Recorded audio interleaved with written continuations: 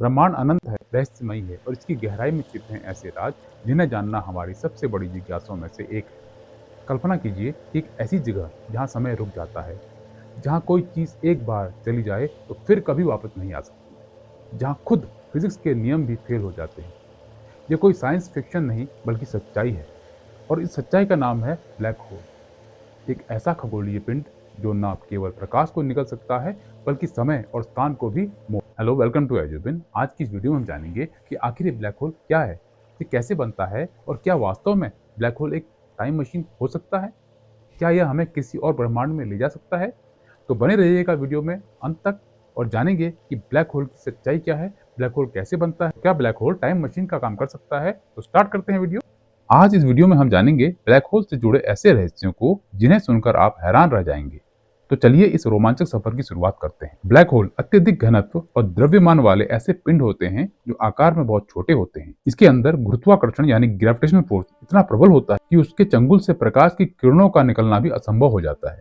क्योंकि यह प्रकाश की किरणों को अवशोषित कर लेता है, इसलिए यह अदृश्य बना रहता है। अब ब्लैक होल के रिसर्च की अगर शुरुआत मानी जाए, ब्लैक होल के संबंध में सबसे पहले वर्ष 1783 में कैम्ब्रिज विश्वविद्यालय के प्रोफेसर जॉन मिशेल ने अपने विचार रखे। मिशेल के बाद वर्ष 1796 में फ्रांसीसी वैज्ञानिक पियरे साइमन लाप्लास ने अपनी पुस्तक the system of the world में ब्लैक होल के बारे में विस्तार से चर्चा की। अब जानते हैं कि ब्लैक होल कैसे बनते हैं। ब्लैक होल का निर्माण किस प्रकार से होता है, यह जानने के लिए तारे के जीवन क्रम यानी लाइफ साइकिल ऑफ स्टार्स को समझना होगा। तारे अपने जीवन के अंत में ब्लैक होल में बदल सकते हैं, लेकिन यह प्रक्रिया अत्यंत जटिल और विस्मयकारी है। आइए इसे विस्तार से समझते हैं। तारे का जन्म और विकास। निहारिका यानी नेबुला से तारे का जन्म। निहारिका से तारे का जन्म, जिसे नेबुला भी कहते हैं। ब्रह्मांड में तारों का जन्म धूल और गैसों के विशाल बादलों से होता है। इन बादलों में मुख्य रूप से हाइड्रोजन और हीलियम गैसें होती हैं। साथ ही कुछ भारी तत्व भी मौजूद होते हैं। जब इन बादलों का घनत्व बढ़ता है तो गुरुत्वाकर्षण यानी ग्रेविटी के कारण ये संकुचित होने लगते हैं। संकुचन के साथ साथ इनके केंद्र का तापमान और दबाव बढ़ने लगता है। तारे का जन्म। जब केंद्र का तापमान और दबाव इतना अधिक हो जाता है कि हाइड्रोजन के नाभिक यानी न्यूक्लाई आपस में टकराने लगते हैं, तो नाभिकीय संलयन यानी न्यूक्लियर फ्यूजन शुरू होता है। इस प्रक्रिया में हाइड्रोजन हीलियम में बदल जाती है और ऊर्जा उत्पन्न होती है। यह ऊर्जा प्रकाश और ऊष्मा के रूप में बाहर निकलती है और इस प्रकार एक चमचमाता हुआ तारे का जन्म होता है। अब जानते हैं कि तारे का जीवन काल और अंत। तारे का अधिकांश जीवन नाभिकीय संलयन पर निर्भर करता है। यह प्रक्रिया तारे के गुरुत्वाकर्षण और ऊर्जा उत्पादन के बीच संतुलन बनाए रखती है। जब तक तारे के केंद्र में हाइड्रोजन मौजूद होती है, तब तक वह स्थिति रहती है। ईंधन की समाप्ति। जब तारे के केंद्र में हाइड्रोजन समाप्त हो जाती है तो नाभिकीय संलयन बंद हो जाता है यानी न्यूक्लियर फ्यूजन बंद हो जाता है। इसके बाद तारा ठंडा होने लगता है और अपने गुरुत्वाकर्षण को संतुलित करने के लिए पर्याप्त ऊर्जा उत्पन्न नहीं कर पाता। तारे का अंत और ब्लैक होल का निर्माण। चंद्रशेखर सीमा यानी जिसे चंद्रशेखर लिमिट भी कहते हैं, भारतीय खगोल भौतिकविद सुब्रमण्यम चंद्रशेखर ने बताया कि यदि तारे का द्रव्यमान सूर्य के द्रव्यमान से 1.4 गुना चंद्रशेखर सीमा जो तय की जाती है उससे अधिक हो, तो वह तारा अपने गुरुत्वाकर्षण के विरुद्ध खुद को नहीं संभाल पाता। ऐसे तारे के अंदर एक विस्फोट होता है जिसे सुपरनोवा एक्सप्लोजन कहते हैं। इस विस्फोट के बाद यदि तारे का अवशेष बचता है तो वह न्यूट्रॉन स्टार या ब्लैक होल बन सकता है। ब्लैक होल का निर्माण। अब जानते हैं ब्लैक होल का निर्माण। यदि तारे का द्रव्यमान सूर्य के द्रव्यमान से 3 गुना या अधिक हो, तो वह तारा सुपरनोवा विस्फोट के बाद इतना संकुचित हो जाता है कि उसका घनत्व अनंत तक पहुंच जाता है। इस स्थिति में तारा इतना छोटा और घना हो जाता है कि उसका गुरुत्वाकर्षण इतना प्रबल हो जाता है कि प्रकाश भी उससे बच नहीं सकता। यही वह पिंड होता है जिसे हम ब्लैक होल कहते हैं। ब्लैक होल में स्पेस टाइम इतना विकृत हो जाता है कि वह अदृश्य हो जाता है। अब जानते हैं ब्लैक होल की विशेषताएं। घनत्व और द्रव्यमान। ब्लैक होल का घनत्व इतना अधिक होता है कि उसका आकार बहुत छोटा होता है, लेकिन द्रव्यमान अत्यधिक होता है। उदाहरण के लिए यदि पृथ्वी को 1.5 सेंटीमीटर के गोले में संकुचित कर दिया जाए तो वह एक ब्लैक होल बन जाएगा। इसी प्रकार यदि सूर्य को 3 किलोमीटर के गोले में संकुचित कर दिया जाए तो वह भी ब्लैक होल बन जाएगा। अब जानते हैं इवेंट होरिजन, जिसे इवेंट होरिजन कहते हैं। इस सीमा के अंदर से कुछ भी, यहाँ तक कि प्रकाश भी बाहर नहीं निकल सकता। सिंगुलरिटी। ब्लैक होल के केंद्र में एक बिंदु होता है जहां घनत्व अनंत होता है और फिजिक्स के नियम टूट जाते हैं। इसे सिंगुलरिटी कहते हैं। अब जानते हैं ब्लैक होल का महत्व। ब्लैक होल ब्रह्मांड की संरचना और विकास को समझने में महत्वपूर्ण भूमिका निभाते हैं।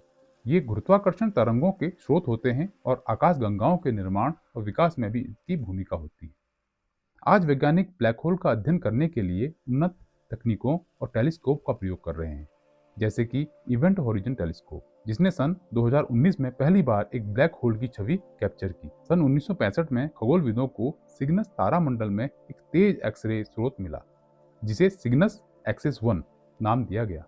1970 में अमेरिका के एक उपग्रह ने पता लगाया कि यह स्रोत कोई सफेद बौना तारा, जिसे व्हाइट ड्वार्फ कहते हैं, या न्यूट्रॉन तारा नहीं है, बल्कि एक ब्लैक होल है। सिग्नस X1 एक युग्म तारक प्रणाली यानी बाइनरी स्टार सिस्टम है। इसमें एक दिखने वाला विशाल तारा है जो एक अदृश्य पिंड की परिक्रमा कर रहा है। खगोलविदों ने गणना करके पाया कि इस अदृश्य पिंड का द्रव्यमान सूर्य से लगभग 6 गुना अधिक है। यह द्रव्यमान इतना अधिक है कि यह पिंड केवल एक ब्लैक होल हो सकता है। इस तरह सिग्नस X1 ब्लैक होल के अस्तित्व का पहला ठोस प्रमाण बना।